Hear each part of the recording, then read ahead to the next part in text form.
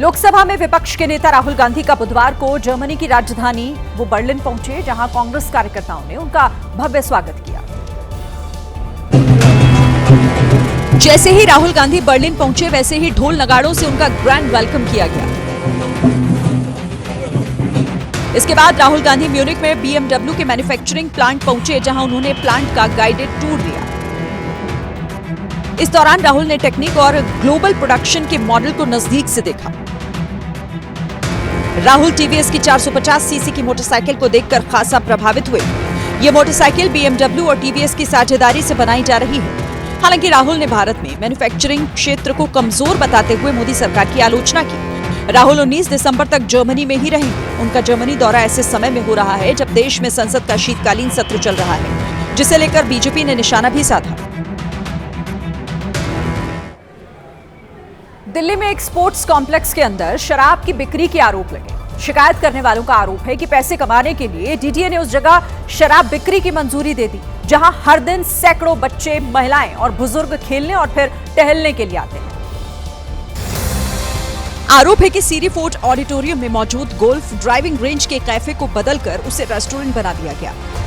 उस कैफे को चेंज कराया फाइन डाइन रेस्टोरेंट में। उन्होंने वहाँ पे पार्टियां करते हैं, हाई लाउड म्यूजिक चलाते हैं। ये सारे लोग उससे इफेक्टेड हैं। इस रेस्टोरेंट में ग्राहकों को शराब और सिगरेट भी परोसी जाती है। आरोप ये है कि इस पूरे इलाके में फिलहाल पार्टियां चलती हैं। जो यहाँ के लोग मेंबर हैं उनका ये कहना है, और यहाँ पर लिकर सर्व होती है। लोगों को शराब और सिगरेट पीता देख यहाँ सालों से खेल रहे बच्चे भी अब स्पोर्ट्स कॉम्प्लेक्स में जाने से कतराने लगे हैं।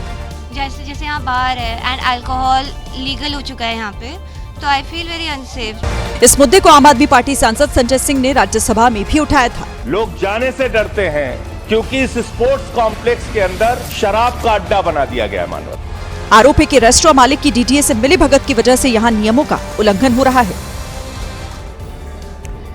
देखिए, नियम ये कहते हैं कि बच्चों के खेलने वाली जगह पर किसी भी तरीके के नशीले पदार्थ की सप्लाई नहीं की जा सकती, लेकिन DDA यानी कि दिल्ली डेवलपमेंट अथॉरिटी ने उस रेस्टोरेंट मालिक को शराब बेचने की छूट दे रखी थी। DDA के फैसले से नाखुश लोग उसे उसका काम याद दिला रहे हैं। DDA का ये पर्पस था ही नहीं। DDA का पर्पस था दिल्ली की जनता का सेवा करना। ये पर्पस कभी था ही नहीं कि यहाँ से पैसे जनरेट करके आप यहाँ पर एक ऑब्जेक्टिविटी जनरेट करेंगे। ये तो पर्पस कभी था ही नहीं।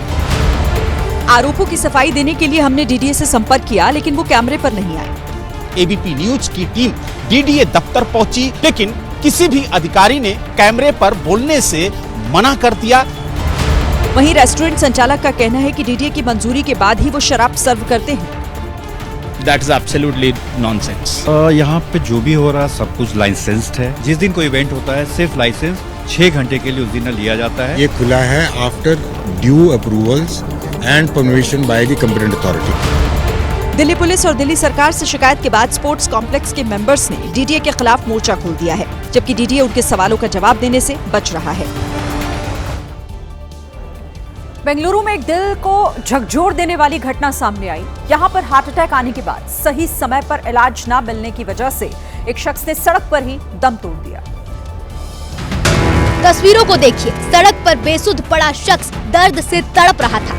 उसके साथ उसकी पत्नी लोगों से मदद की गुहार लगा रही थी, हाथ जोड़ रही थी कि उसके पति की कोई मदद करो, लेकिन किसी ने भी दरियादिली दिखाने की जहमत नहीं उठाई और सड़क पर ही शख्स की मौत हो गई। ये घटना हाईटेक सिटी बेंगलुरु की है, जहां घर पर पहले शख्स को सीने में दर्द उठा, जिसके बाद पत्नी बाइक से उन्हें अस्पताल लेकर पहुंची, जहां से उन्हें बड़े अस्पताल ले जाने की सलाह दी गई। बाइक पर दोबारा वो अस्पताल के लिए निकली तो एक हादसे का शिकार हो गई। मजबूरन वो लोगों से मदद की गुहार लगाती रही और पति की हार्ट अटैक से मौत हो गई। आरोप है कि अगर सही समय पर शख्स को इलाज मिल जाता तो आज उनकी जान बच जाती। इस गहरे दुख के बावजूद परिवार ने मानवता की मिसाल पेश की और मृतक की दोनों आंखें दान कर दी। BMC समेत 29 महानगर पालिकाओं के चुनाव से पहले महाराष्ट्र में सियासी हलचल तेज हो गई है। इस बीच ठाकरे ब्रदर्स के मास्टर स्ट्रोक ने सबको चौंका दिया है, क्योंकि खबर यह है कि महाराष्ट्र की सियासत में ठाकरे ब्रदर्स की जोड़ी एक साथ देखने को मिलेगी। सूत्रों के मुताबिक महानगर पालिका के लिए चुनाव में नामांकन भरने से एक दिन पहले गठबंधन का ऐलान होगा। 23 दिसंबर से नामांकन भरने की प्रक्रिया शुरू होगी। ऐसे में 22 दिसंबर या फिर 23 दिसंबर की सुबह उद्धव और राज ठाकरे गठबंधन की घोषणा करेंगे।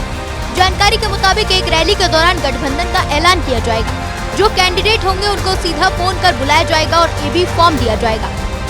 रणनीति साफ है कि नामांकन से पहले तस्वीर स्पष्ट कर दी जाए ताकि उम्मीदवारों और कार्यकर्ताओं में कोई भ्रम न रहे। हालांकि महाराष्ट्र की सियासत में कदम अचानक नहीं बल्कि लंबे समय से चल रही अंदरूनी बातचीत और जमीनी फीडबैक का नतीजा माना जा रहा है।